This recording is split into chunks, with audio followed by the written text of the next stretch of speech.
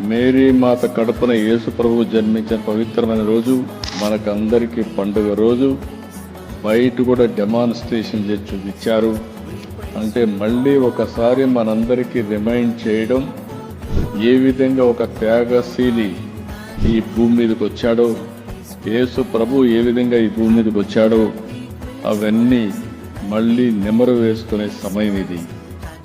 ప్రపంచానికి ప్రేమ, శాంతి, సేవ అనే శాశ్వత విలువలను అందించిన యేసు ప్రభు సందేశం ఎప్పటికీ మార్గదర్శనం. క్రీస్తు బోధనలో ఆయన చూపిన బాట మనందరికీ చిరస్థాయిగా రక్షణగా ఉంటుందని మరొకసారి మీ అందరికీ కూడా విజ్ఞప్తి చేస్తున్నాను.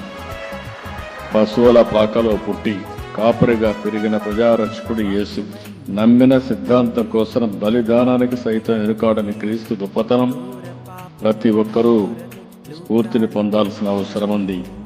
క్రైస్తవం అంటే మనకు గుర్తొచ్చేది సేవ. నేను చాలాసార్లు చెప్పాను, పాఠశాలలు, కాలేజీలు, ఆసుపత్రులు ఆ రోజు ప్రభుత్వం పెట్టలేని సమయంలో ఆ సంస్థలను ఏర్పాటు చేసింది క్రిస్టియన్ ఆర్గనైజేషన్.